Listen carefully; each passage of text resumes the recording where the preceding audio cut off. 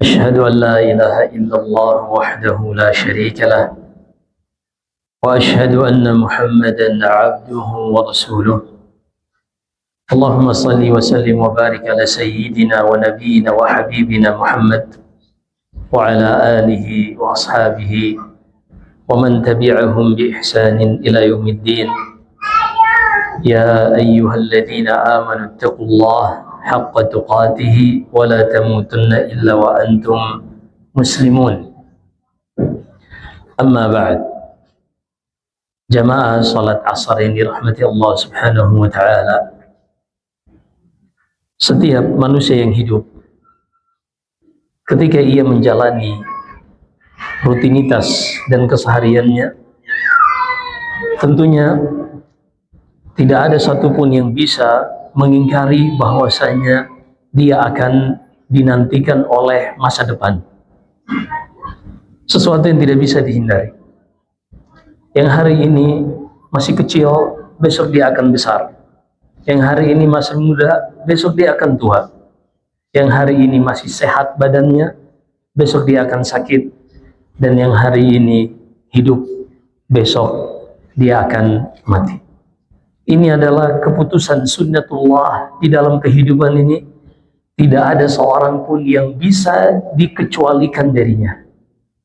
Kalau seandainya ada yang bisa dikecualikan karena privilege-nya misalnya, maka Nabi kita Muhammad sallallahu alaihi wasallam, beliaulah yang akan dikecualikan. Tapi ternyata tidak. Allah berfirman di dalam surat Az-Zumar, innaka mayyitun wa innahum mayyitun thumma innakum yawmal qiyamati 'inda rabbikum takhtasimun.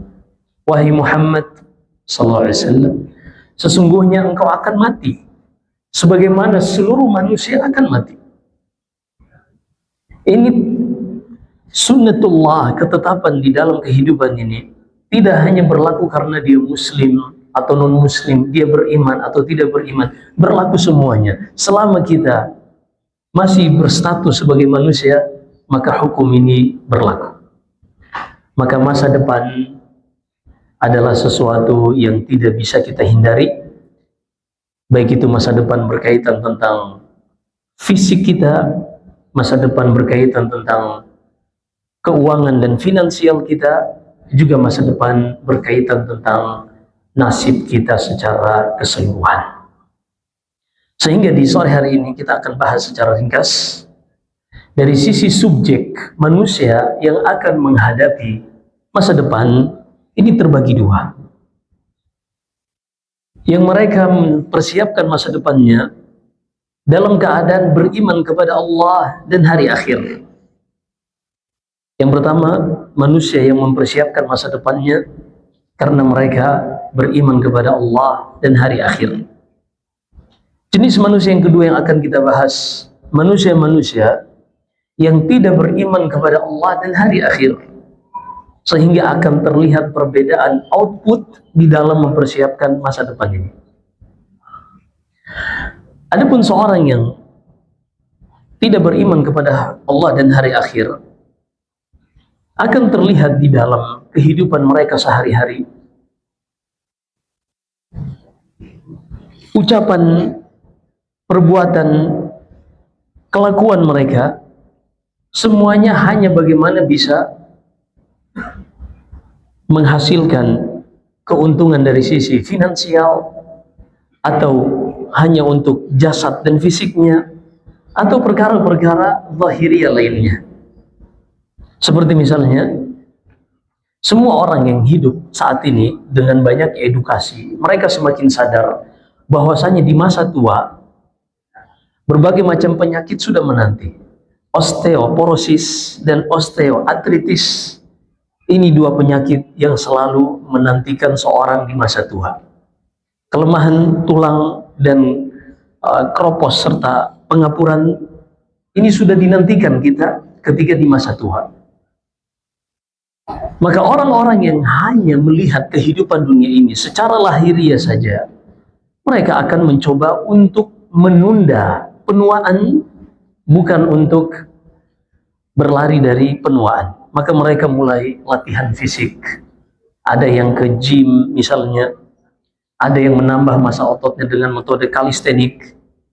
Apapun mereka lakukan, tujuannya untuk menambah masa otot, sehingga mereka di masa tua, tulang ini tidak berjuang sendiri, tapi masih bisa dibantu oleh otot, karena beberapa studi menjelaskan bahwasanya di usia 40 tahun, masa otot manusia akan terus menyusut, menyusut, dan menyusut, sehingga potensi tulang untuk menyanggah tubuh ini sendirian. Tapi ketika masa otot dilatih terus, dibantu dengan suplai protein, maka tulang ini tidak berjuang sendirian, tapi dibantu oleh otot, sehingga mengurangi osteoporosis dan osteoartritis. Poinnya, ketika seorang teredukasi dengan masa depannya, maka dia akan mempersiapkan sejak dini untuk masa tuanya. Kita tahu kasus-kasus orang tua jatuh di kamar mandi dan seterusnya, ini dikarenakan perapuhan pada tulang atau lemahnya otot di dalam menyangga tulang, apalagi lantai kamar mandi licin dan seterusnya. Ditambah lagi kondisi dingin, ini akan memperparah orang yang sudah lanjut usia di kamar mandi. Maka studi-studi dikeluarkan dengan mempelajari berbagai macam kasus, orang-orang pun teredukasi dan mempersiapkan masa depannya sejak saat ini. Sehingga banyak anak muda sekarang mulai menjalani pola hidup sehat dengan sering angkat beban atau dengan metode kalistenik, push up, pull up, dan semisalnya. Tapi mereka hanya mempersiapkan dan menunda datangnya kerepotan di masa tua saja. Mereka hanya tidak ingin repot di masa tuanya. Bukan berarti mereka menunda kematian atau berlari dari kematian. Ini nggak ada yang bisa berlari darinya. Tapi kita lihat persiapan mereka ternyata hanya sampai di situ. Hanya sampai di situ. Karena ilmu yang mereka ketahui hanya sampai di situ.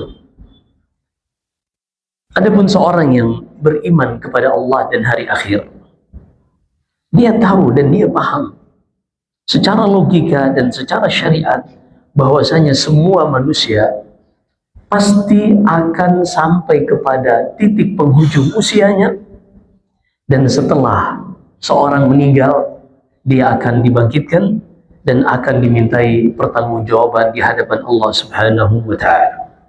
Sehingga persiapan mereka bukan hanya secara lahiriah. Betul, mereka mempersiapkan masa depan sebagaimana orang-orang dunia. Mereka bekerja, mereka produktif, mereka juga menambah masa otot dan seterusnya. Ini perkara-perkara yang sah dan mubah. Selama semuanya bisa dipertanggungjawabkan secara evidence based, secara keilmuan, ini sah-sah saja. Tapi seorang muslim, ilmunya tentang kehidupan akhirat membuatnya melakukan persiapan lebih dari hanya melihat kehidupan dunia ini. Karena yang namanya kematian, siapapun kita saat ini, tidak ada yang bisa memungkirinya. Mungkin seorang mencoba berlari dari realita ini, tapi dia tidak bisa menghindar. Kebanyakan manusia, mereka mencoba berlari. Sehingga Allah katakan di surat Qaf, وَجَاءَتْ سَكْرَةُ الْمَوْتِ بِالْحَقِّ ذَلِكَ مَا كُنْتَ مِنْهُ تَحِيدٌ. Dan kematian itu benar-benar pasti datang. Kemudian dikatakan seorang yang sedang dicabut nyawanya ini, wahai manusia, inilah yang dahulu engkau berlari darinya.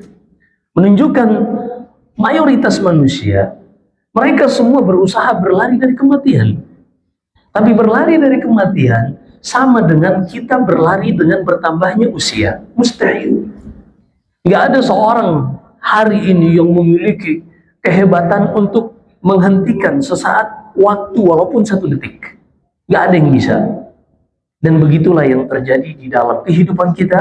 Allah telah tetapkan limit usia kita, batasan umur kita. Siapa saja yang telah mencapai batasan ini, فَإِذَا جَاءَ أَجَلُهُمْ لَا يَسْتَأْخِرُونَ سَاعَةً وَلَا يَسْتَقْدِمُونَ. Ketika datang kepada mereka sampai batas usia ini, mereka tidak bisa menangguhkan sedetik atau mempercepatnya sedetik. Maka dari sini akan terlihat perbedaan persiapan dikarenakan kekhawatiran terhadap masa depan ini. Kita lihat orang-orang yang orientasi kehidupannya hanya dunia karena tidak beriman kepada Allah. Begitu juga hari akhir, maka yang kita lihat yang mereka usahakan hanya menunda kerepotan di masa tua. mempersiapkan finansial, mempersiapkan fisik, investasi dalam kesehatan, ini baik. Tapi semuanya akan berakhir dengan kematian.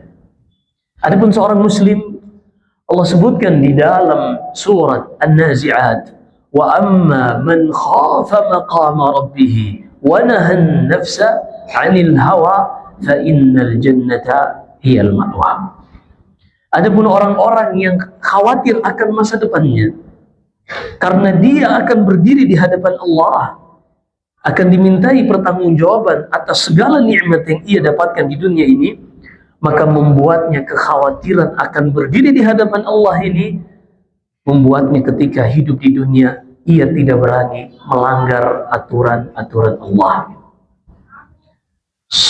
Sehebat apapun dorongan dunia untuk mengejar cuan dan seterusnya, ketika ada panggilan hayya 'alas shalah, hayya 'alal falah, dia tahu Allahu Akbar, Allah yang paling besar, Allah yang harus lebih didahulukan untuk dituruti dibanding makhluk seluruhnya.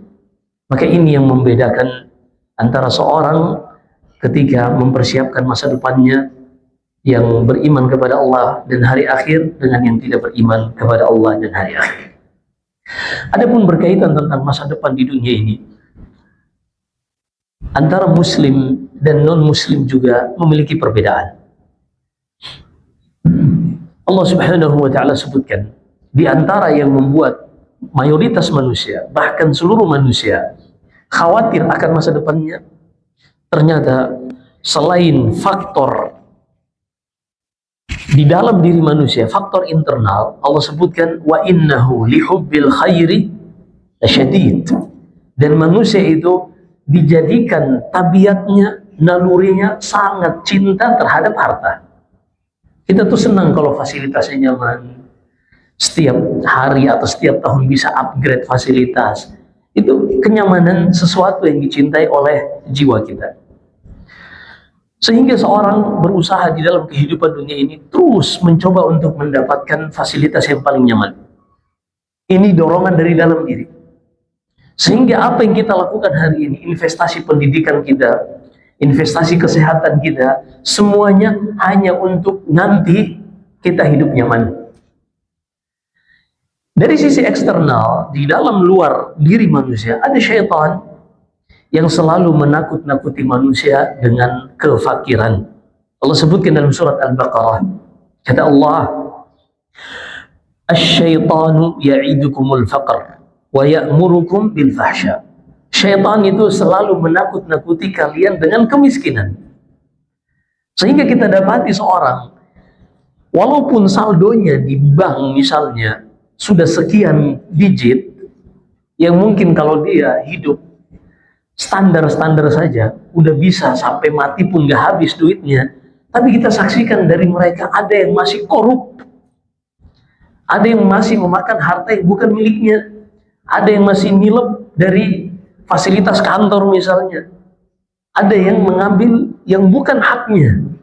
Kenapa bisa demikian? Padahal secara kalkulasi gajinya atau saldonya harusnya sudah cukup.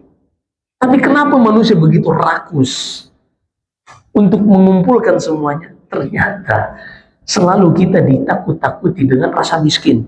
Kalau kita nggak ngambil itu, nanti nggak cukup untuk hidup kita. Kalau kita nggak ngambil ini, dan seterusnya. Disebutkan dalam Sahih Bukhari, Nabi Sallallahu Alaihi Wasallam bersabda, "Man kanatid dunya hammah, farraqallahu syablah, wa ja'ala al-faqra baina 'ainaihi, walam ta'tihi minad dunya illa ma qadaralah." Siapa saja yang orientasi kehidupannya hanyalah dunia, artinya semuanya yang ia lakukan tujuannya hanya dunia, maka Allah Subhanahu wa taala akan cerai beraikan urusannya, nggak kelar-kelar. Nggak kelar-kelar. Kemudian kata Nabi sallallahu alaihi wasallam, wa ja'ala al-faqra baina 'ainaihi, dan Allah jadikan takut miskin itu ada di depan matanya.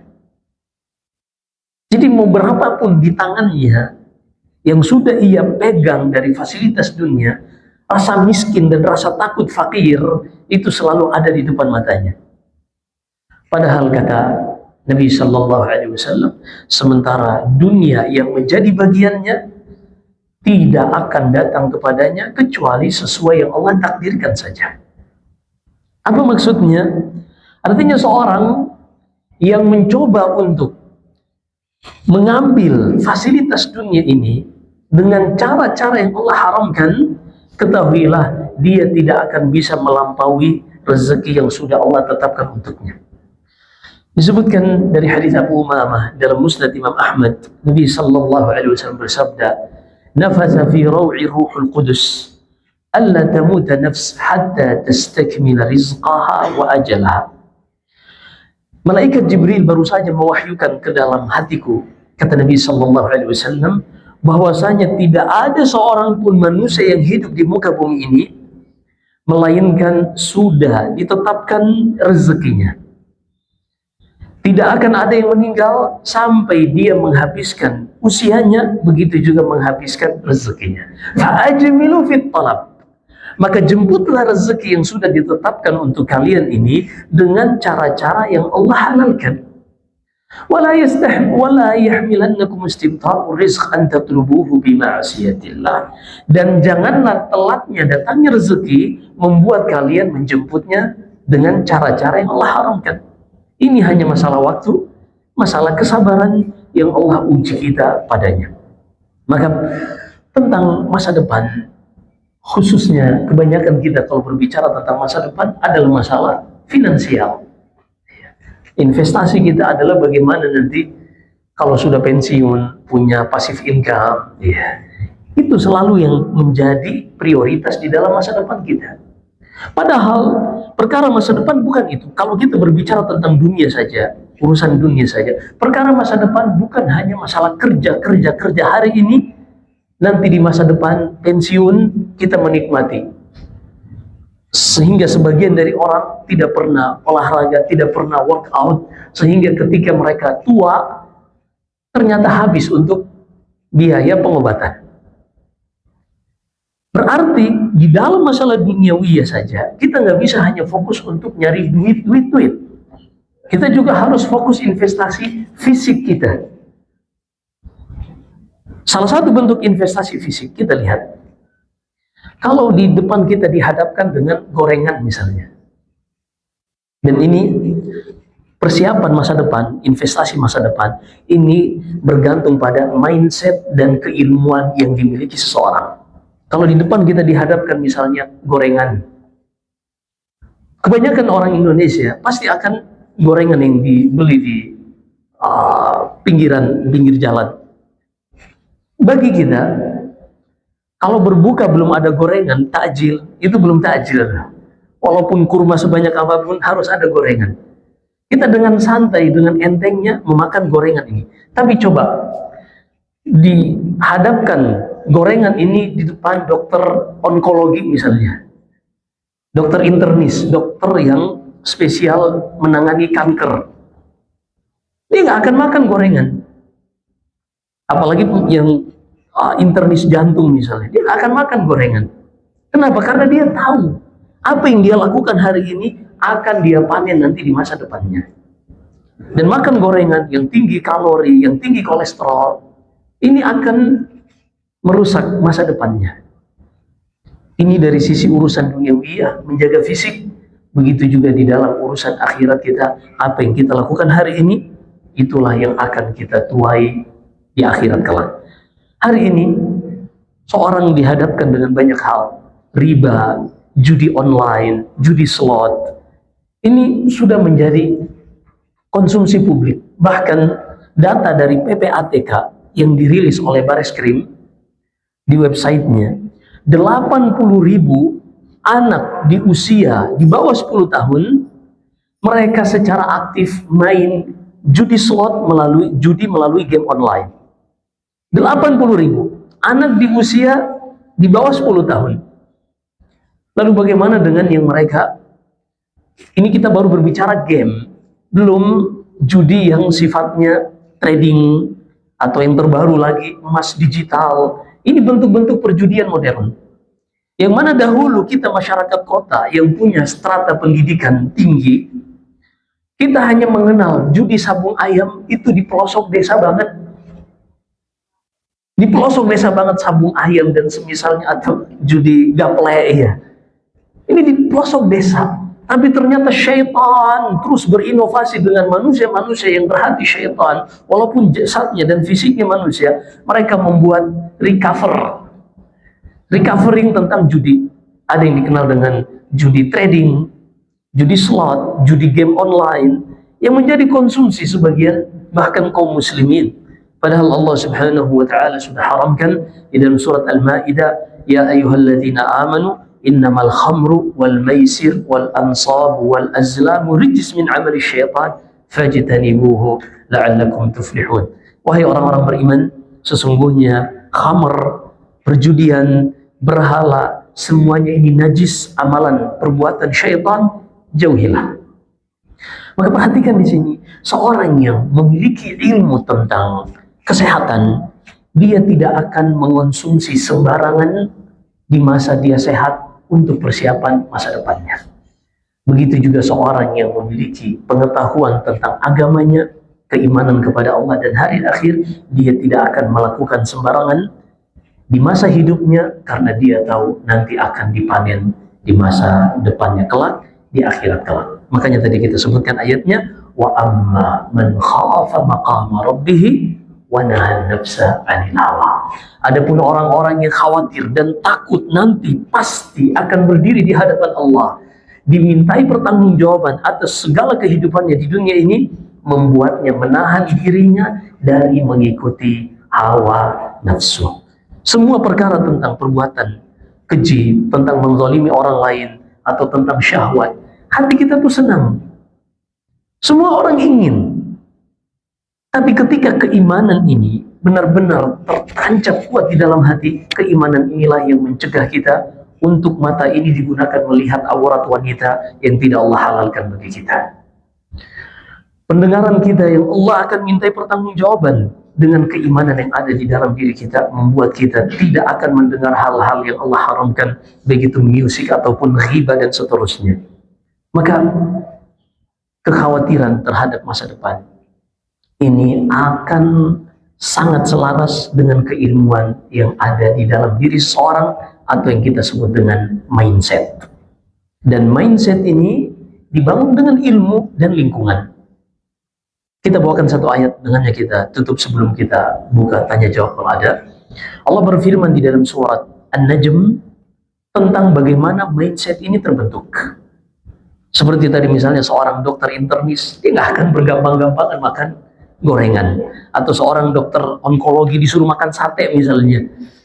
Dokter yang paham tentang mutasi genetika disuruh makan sate, apalagi terlihat di situ karbonnya yang hitam-hitam ketika dibakar, dia nggak mungkin makan. Kenapa? Karena disiplin ilmu yang ia pelajari, spesialisasi yang ia jalani, mencegahnya untuk memakan hal tersebut. Karena ia tahu bahayanya. Begitu juga seorang muslim dengan ilmu yang ia pelajari dari Al-Quran dan Sunnah Nabi SAW, mencegahnya dari berbuat kezaliman, dari melakukan perjudian, atau bertransaksi dengan riba, dan seterusnya. Maka kata Allah Subhanahu wa taala di dalam surat An-Najm, fa'a'rid 'amman tawalla 'an dzikrina wa lam yurid illa al-hayatad dunya. Wahai Muhammad sallallahu alaihi wasallam, menjauhlah dari orang-orang yang berpaling dari Al-Qur'an dan Sunnah, yang mana mereka ini tidaklah ada di dalam diri mereka kecuali memikirkan dunia dan dunia. Jadi semua investasi hidup mereka di masa depannya hanya urusan dunia. Bagaimana finansial mereka lapang nanti, bagaimana fisik mereka tetap kuat, kesehatan mereka tetap prima misalnya, ini saja. Dan nanti akan ada passive income di masa tua, sampai di situ. Sehingga kita lihat banyak dari para karyawan atau pegawai ketika mereka memasuki usia 60 tahun pensiun, yang menjadi kesibukannya setelah pensiun menerima pesangon misalnya, langsung renovasi rumah. Usianya 60 tahun. Renovasi rumah yang mungkin 5-10 tahun lagi dia akan tinggalkan selamanya. Tapi dia lupa untuk mempersiapkan rumahnya yang terakhir di akhirat kelak. Jadi kan lucu, kita mempersiapkan sesuatu yang akan kita tinggalkan, yang hanya akan dinikmati oleh ahli waris yang mungkin mereka tidak pernah meneteskan satu titik keringat pun untuk terbangunnya rumah itu.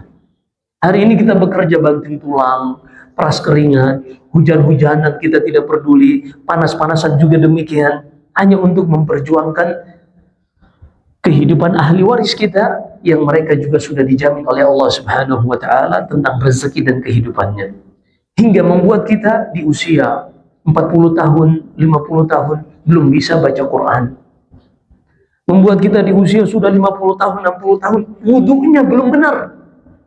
Hudzaifah ibn Yaman radhiyallahu anhu pernah melihat seorang sudah tua, wudunya asal-asalan. Ini Hudzaifah sahabat Nabi.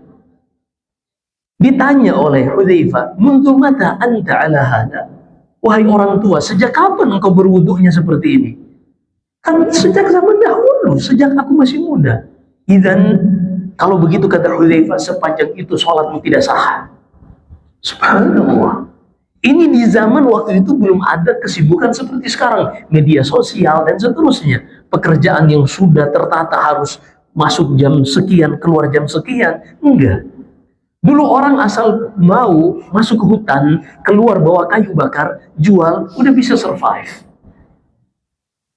Tapi ternyata kalau kita tidak diberikan kesempatan atau kita membuat kesempatan sendiri di dalam diri kita untuk belajar khusus tentang agama ini, kita nggak akan bisa. Makanya kata Allah Subhanahu wa taala, "Fa'arid 'amman tawalla 'an dzikrina." Jauhilah wahai Muhammad orang-orang yang berpaling dari mengingat kami. Yang orientasi kehidupan mereka hanya dunia, dunia dan dunia. Kemudian Allah sebutkan sebabnya. Kenapa orientasi kehidupan mereka hanya dunia saja? Dzalika mablaghuhum minal ilm. Dikarenakan itulah ilmu yang sampai kepada mereka. Artinya yang mereka paham tentang dunia. Coba kita lihat pendidikan yang kita lewati sejak TK, SD, SMP, SMA yang umum. Ini kan sekolah Islam seperti sekarang, ini baru belakangan. Tapi dulu di tahun 90-an, 2000-an, pendidikan agama itu sangat sedikit. Yang membuat kita berarti di setting, di program dari kecil untuk dunia, untuk jadi karyawan, dan seterusnya. Akhirnya, yang ada di dalam mindset kita hanyalah dunia. Betapa banyak di zaman kita ini, orang yang sudah usianya 50 tahun, belum bisa baca Quran. Ketika usia seperti itu, sholatnya masih asal-asalan, masih ikut-ikutan. Dia nggak tahu kalau Nabi Sallallahu Alaihi Wasallam pernah bersabda di dalam Sahih Bukhari dan Sahih Muslim dari Malik bin Al-Huwairits radhiyallahu an, Nabi Sallallahu Alaihi Wasallam mengatakan, "Sallu kama ra'aitumuni usalli." Salatlah kalian sebagaimana kalian melihatku salat. Salat itu bukan sesuai keinginan kita. Tata cara, ucapan, perbuatan yang dilakukan di dalam salat harus sesuai tuntunan Nabi Sallallahu Alaihi Wasallam. Pertanyaannya, sesuai tuntunan Nabi, ini apakah bisa tanpa belajar? Mustahil. Karena ilmu laduni, ilmu yang seorang dapatkan tanpa harus belajar, ini sudah terputus sejak wafatnya Nabi Sallallahu Alaihi Wasallam. Karena ilmu laduni ini adalah ilmu kenabian. Adapun selain Nabi tidak akan bisa mendapatkan ilmu laduni. Yang Allah sebutkan di dalam surat Al-Kahfi tentang Nabi Khadir, وَعَلَّمْنَاهُ مِنْ لَدُنَّا عِلْمًا. Dan kami ajarkan kepada Nabi Khadir ini ilmu laduni, artinya kami wahyukan ia secara langsung. Dengan wafatnya Nabi Sallallahu Alaihi Wasallam, tidak ada lagi seorang yang bisa mengetahui sesuatu tanpa ia belajar.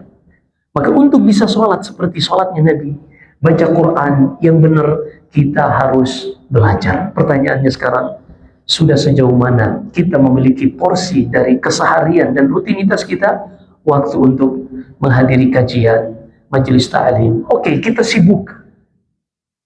Pernahkah kita kepikiran bahwasanya di YouTube channel-channel dakwah yang mengajarkan tentang Al-Quran dan Sunnah juga sudah banyak, dan semua ini akan menjadi hujjah yang membuat kita di hari kiamat kelak ketika berdiri di hadapan Allah lalu ditanya, wahai hambaku, kenapa sholatmu berantakan?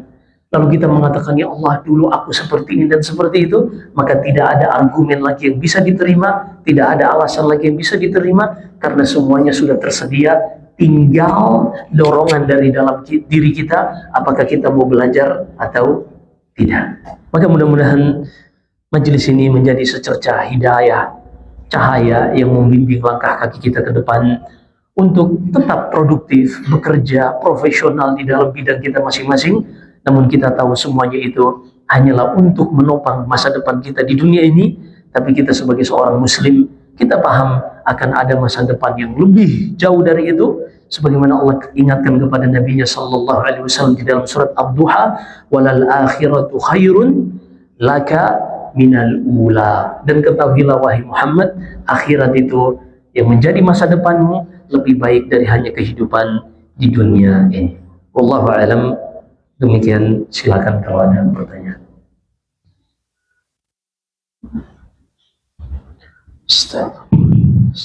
Mungkin ada dari jamaah bapak-bapak atau ibu-ibu bertanya.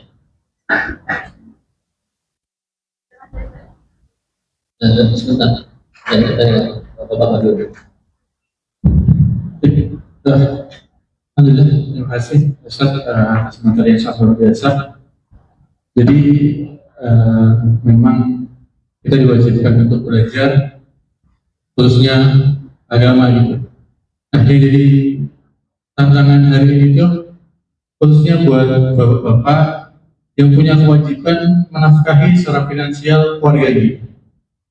Alhamdulillah kita di sini enak kerja mungkin dari jam 8 sampai jam 4.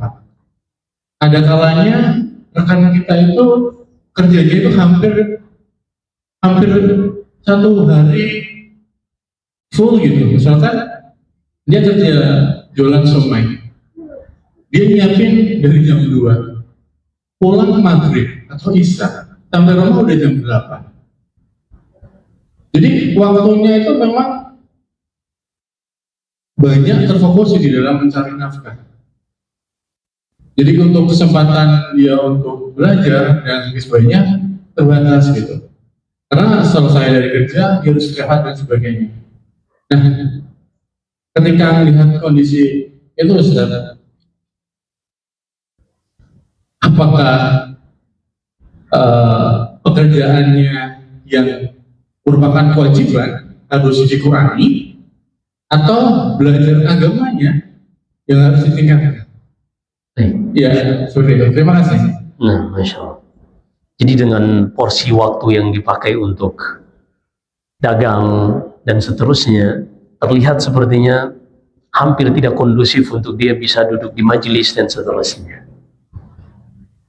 Sebenarnya kita harus paham kaidah yang di dalam agama kita. Yang pertama yang Allah sebutkan di akhir surat Al-Baqarah, la yukallifullahu nafsan illa wus'aha. Allah itu tidak akan pernah menguji seorang di luar kemampuannya. Apa maksudnya? Sementara Allah wajibkan kita untuk belajar, walaupun waktu belajarnya tidak terikat pada satu waktu, tapi harus belajar. Ketika kita sadar bahwasanya belajar itu wajib, seperti yang Allah sebutkan di dalam surat Muhammad, fa'alam iqra. Ini ayat-ayat yang semuanya menganjurkan kita untuk belajar. Dan Nabi sallallahu alaihi wasallam bersabda di dalam Sahih Muslim, talabul ilmi fariidatun ala kulli muslim. Menuntut ilmu adalah kewajiban bagi setiap muslim. Ketahuilah, ketika menuntut ilmu ini adalah perkara yang wajib, berarti menuntut ilmu ini masih berada di dalam kesanggupan manusia.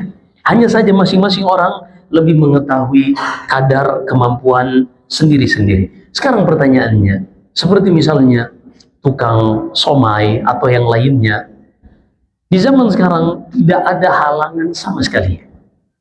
Karena dengan adanya konten-konten dakwah seperti nggak tahu kalau di sini apakah disiarkan live atau direkam, tapi di tempat lain ketika kami mengajar seperti ini disiarkan secara live dan tersimpan di YouTube, yang mana tukang somai itu kan nggak mungkin dari kerja jam 7 sampai malam, itu pembeli Datang terus. Kalau pembeli datang terus, itu dia udah punya cabang 100 kali dan karyawannya udah banyak.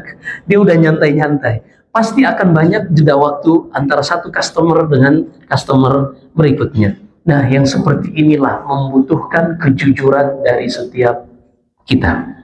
Begitu juga seorang karyawan, misalnya ada sebagian pabrik, dia tinggalnya di Bogor, pabriknya di Banten misalnya, naik kereta dan seterusnya. Mungkin Ustadz waktunya habis di perjalanan. Pertanyaannya sekarang, apakah ketika duduk di kereta, dia nggak bisa untuk buka YouTube? Kan bisa. Untuk bisa push rank, sebagian orang untuk bisa main game tanpa putus, itu di sepanjang perjalanan kereta, orang-orang tuh khusyuk semua. Coba lihat di kereta. Orang-orang tuh pada khusyuk. Nggak ngobrol, yang kiri kanan nggak ngobrol. Kenapa? Sibuk dengan dunianya masing-masing. Ada yang nyekrol medsos, ada yang ada yang sedang push rank, main game, ada yang lagi Bing watch. Iya. Bing watch itu jadi beberapa film Korea atau semisalnya di setting dalam sebuah playlist yang harus dia selesaikan dalam durasi waktu tertentu. Iya. Jadi semuanya ini ada. Nah, kenapa kita seorang, kalau memang jujur, masa kita tidak bisa membuat sebuah playlist di dalam akun kita untuk kita simak berkaitan dengan agama kita. Maka yang seperti ini kembali kepada kejujuran yang ada di dalam diri kita. Dan tentunya kita tidak bisa menjudge orang lain, memvonis orang lain, kita hanya bisa menasehati dan kita katakan ketika menuntut ilmu itu adalah suatu kewajiban, maka ketahuilah menuntut ilmu itu masih di dalam kesanggupan manusia. Yang sebenarnya yang paling susah adalah, Ustadz, bagaimana dengan orang yang buta dan tuli? Iya kan? Terus dia gimana tuh seperti itu? Iya. Yang buta dan tuli, ada yang buta dan tuli? Ada ya, pasti ada. Karena secara logika ada. Maka yang seperti ini Allah juga tidak akan memuji di luar kemampuannya. Karena Allah jadikan di dalam surat An-Nahl perangkat yang ada di dalam diri manusia, dengannya mereka bisa memahami apa yang Allah turunkan berupa wahyu, ada 3 perangkat. Di dalam surat An-Nahl kata Allah, "Wallahu akhrajakum min butuni ummahatikum la ta'lamuna syai'an wa ja'ala lakum as-sam'a wal absara wal af'idata la'allakum tashkurun." Dialah Allah yang mengizinkan kalian terlahir dari rahim-rahim ibu kalian, dan Ia menjadikan bagi kalian dalam keadaan kalian tidak mengetahui apapun. Jadi semua bayi yang lahir nggak paham apa-apa. Dan Allah jadikan bagi kalian ada penglihatan, pendengaran, dan hati. Akal, dengannya kita bisa memproses informasi. Perhatikan informasi yang masuk melalui panca indera, yang paling dominan adalah apa yang dilihat dan apa yang didengar. Dari apa yang dilihat dan didengar ini akan masuk di dalam otak kita, di bagian-bagian otak, dan akan tersimpan memori yang panjang di sebuah tempat yang bernama hipokampus di otak kita. Kemudian akan diproses dari hipokampus inilah menjadi database kita untuk bisa menilai sesuatu itu baik atau buruk.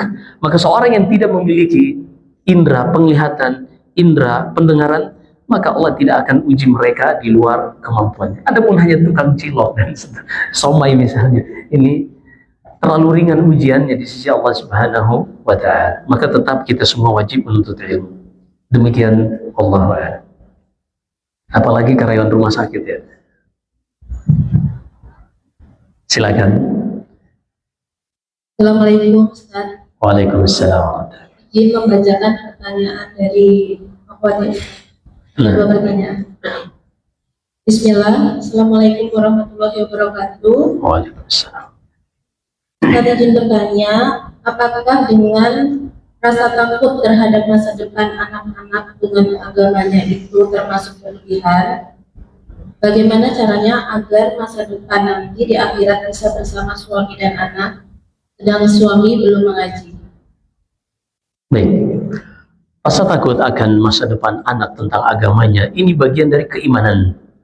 Allah sebutkan di dalam surat Al-Baqarah tentang Nabi Ya'qub. Nabi Ya'qub ini namanya dalam bahasa Ibrani Israel. Maka anak-anaknya disebut dengan Bani Israel. Allah berfirman di dalam surat Al-Baqarah, وَإِذْ أَمْ كُنْتُمْ شُهَدَاءَ إِذْ حَضَرَ يَعْقُوبَ الْمَوْتُ إِذْ قَالَ لِبَنِيهِ مَا تَعْبُدُونَ مِنْ بَعْدِي.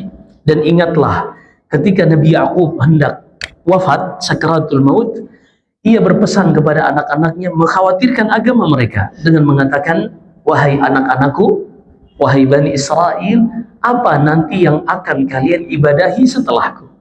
Perhatikan kekhawatiran Nabi Yakub kepada anak-anaknya tentang jangan sampai anaknya beribadah kepada selain Allah. Begitu juga Nabi Ibrahim alaihissalam, di dalam surat Ibrahim Allah hikayatkan doanya, Rabbi ij'al hadzal balada aminan wajnubni wa baniya an na'budal asnam.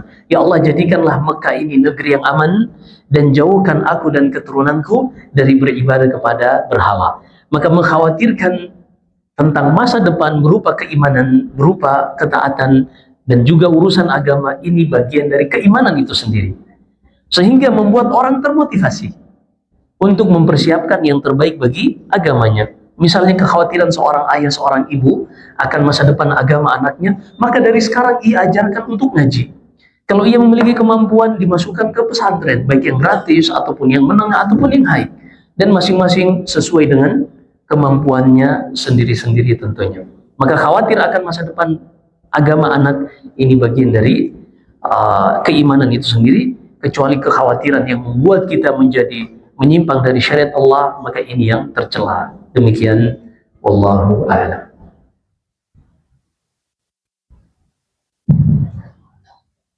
Pertanyaan kedua, Ustaz. Assalamualaikum warahmatullahi wabarakatuh. Waalaikumsalam. Ustaz, saya ingin bertanya, kadangkala rasa was-was terhadap kehidupan, seperti contohnya jika gaji saya segini-gini aja, nanti kehidupan ekonomi dan kelanjutan hidup bagaimana? Saya berusaha ikhlas dengan yang ada, tapi tetap saja saya khawatir karena saya sadar saya bukan nabi, bahkan masih banyak sekali dosa. Saya minta nasihatnya Ustaz. Jazakallahu khair. Nah, jazakumullah khair. Baik. Kekhawatiran akan rezeki dan kehidupan dunia kita masa depan, ini dari kita sudah sebutkan adalah bagian dari langkah-langkah syaitan. Allah berfirman dalam surat Al-Baqarah, "Asy-syaitanu ya'idukumul faqr." Syaitan itu selalu menakut-nakuti kalian dengan kefakiran. Dan manusia itu lucu. Manusia itu lucu lifestyle-nya. Bedakan ya antara kebutuhan dengan lifestyle. Keinginan. Kalau kebutuhan kita tuh ringan. Di dalam Sahih Muslim dari hadis Abdullah bin Syakhir radhiyallahu ta'ala an, Nabi sallallahu alaihi wasallam bersabda, yaqulu ibnu Adam mali mali. Manusia itu selalu membanggakan hartanya, asetnya. Kata Nabi SAW, ya ibnu Adam, malaka min malika illa ma akalta fa'afnait, aw labista fa'ablait, aw tasaddaqta fa'amdait. Wahai manusia, tahukah engkau yang benar-benar menjadi harta yang bisa engkau nikmati adalah apa yang kau masukkan ke dalam tubuhmu hingga keluar dari tubuhmu. Apa yang kau pakai berupa baju atau kendaraan yang kau gunakan hingga usang darimu. Atau apa yang kau sedekahkan dan itu yang akan tersimpan di sisi Allah Subhanahu wa ta'ala. Adapun saldo yang berpuluh-puluh digit, aset properti setiap kecamatan misalnya, ini kan hanya alladzi jama'a malan wa 'addadah. Mereka yang mengumpulkan harta, kemudian menghitung-hitungnya, membangga-banggakannya, hingga membangga-banggakan harta ini membuat mereka lalai. Alhaakumut takazur hatta zurtumul maqabir. Membangga-banggakan apa yang telah kalian capai dari fasilitas dunia, telah melalaikan kalian sampai kapan? Sampai kalian dimasukkan ke dalam kubur, waliyadzubillah. Jadi bedakan antara keinginan yang merupakan lifestyle dan kebutuhan yang merupakan hajat manusia. Hajat manusia sangat ringan, tapi aneh kita manusia di zaman modern ini, ketika gajinya masih 2 juta per bulan misalnya, cukup. Karena makannya juga seadanya. Dia sadar, dia nggak sanggup untuk beli mobil, nyicil mobil. Ya udah, dia naik motor bututnya misalnya. Sehari isi bensin mungkin 10.000. Udah, lifestyle-nya segitu. Tapi ketika naik gajinya, mulai itu banyak cicilan A, cicilan B, dan seterusnya. Baru setelah itu dia khawatir tentang masa depannya. Ini yang membuat kebanyakan dari kita terkalahkan oleh ego dan keinginan sendiri, sampai kita tidak bisa lagi membedakan mana kebutuhan dan mana keinginan. Dan tadi kita sudah bacakan hadisnya, diriwayatkan Imam Ahmad, seorang itu tidak akan meninggal sampai ia menghabiskan rezekinya sebagaimana sampai dia menghabiskan usianya. Tinggal bagaimana kita menjemput rezeki ini. Ketahuilah, rezeki kita bukan hanya didapatkan dari gaji. Banyak faktor yang mungkin sebagian orang resign, sebagian orang mungkin dipecat, sebagian orang mungkin dengan cara yang lain. Mereka di awal-awal takut, ternyata setelah mereka meninggalkan zona nyaman, justru rezekinya lebih terbuka. Dan ini banyak. Hanya saja seorang lebih mengenal dirinya masing-masing, dia tidak ceroboh di dalam melakukan langkah-langkah dalam kehidupannya, dia selalu mempertimbangkan maslahat dan mafsadat. Hanya saja kita punya prinsip pemikiran dasar, yaitu bedakan antara kebutuhan dan keinginan, lifestyle. Wallahu a'lam.